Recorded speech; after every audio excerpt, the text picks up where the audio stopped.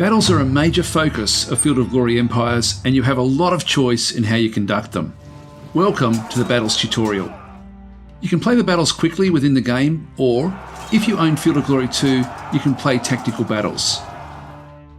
There are three key factors to winning battles. First, your general will have a major impact on the result.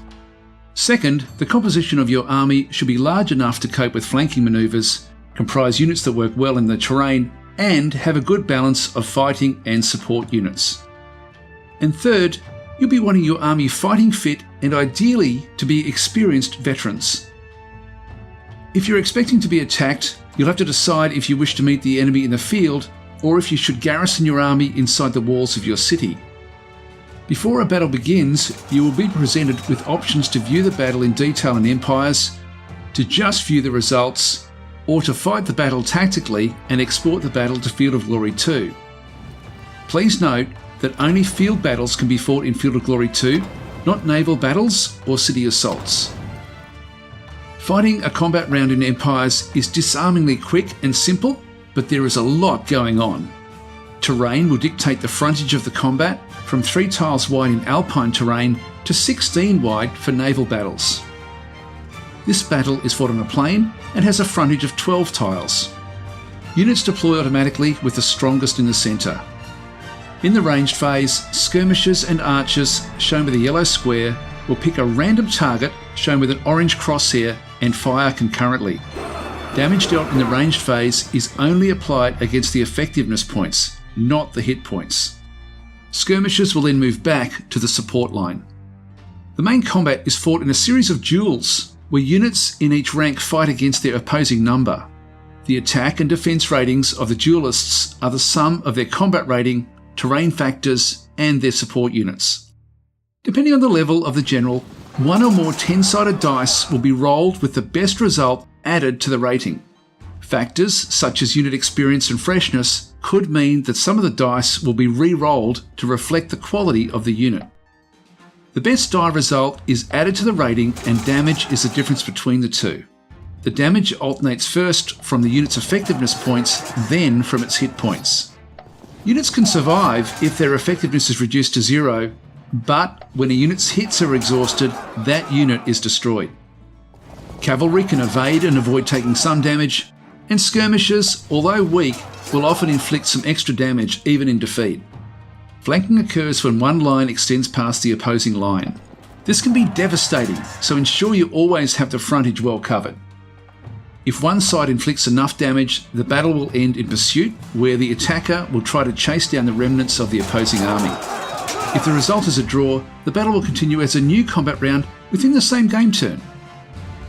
If your preference is to fight a combat round tactically, it is a relatively easy process exporting field battles across to Field of Glory 2. When battle is joined, simply click on Export Battle. Only one Empire's battle can be active at a time. Close Empires and open Field of Glory 2. Click on Battles and open the Empire's battle. Empire's units are usually represented as multiple units in Field of Glory 2. Empire's units with diminished hit points will have fewer units, and Empire's units with poor readiness and effectiveness will be represented with lower quality in Field of Glory 2. Fight the battle to its conclusion. Close out of Field of Glory 2, reopen Field of Glory Empires, and import the battle result. To view the results, you can view the battle summary in the ledger. A city siege occurs when an army occupies an enemy region containing a settlement with a garrison. Walls dictate the fortification level of the city during city assaults and also provide added garrison troops. Be forewarned, some garrison troops can be very powerful defenders. Some leaders have a siege expert ability that increases the odds of breaching walls during game turns the city is under siege. At any time, the besieging force can give the order to assault the city, but take into account the state of the garrison and especially the fortification bonus provided by any remaining walls. The wall fortification level is a combat modifier, like terrain modifiers, that is added to the defense rating of units garrisoning the city during city assaults. The fortification level is in full effect until the last city wall is breached. Medium infantry have the besieger ability and are your city assault specialists, so assaulting medium infantry get a bonus to their attack rating during city assaults. Skirmish units get a bonus to their defence rating when defending against city assaults.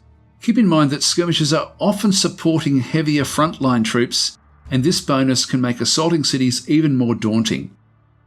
Each game year that a city is under siege, troops and the local population will eat the city's food reserves. If a city has a port, then some food will enter through smuggling unless the besiegers blockade the port. When food runs out, the troops will begin to suffer attrition and eventually die. It is possible to besiege a city and starve the troops before the walls give out. When the last garrison falls, the region and city will belong to the besieging force.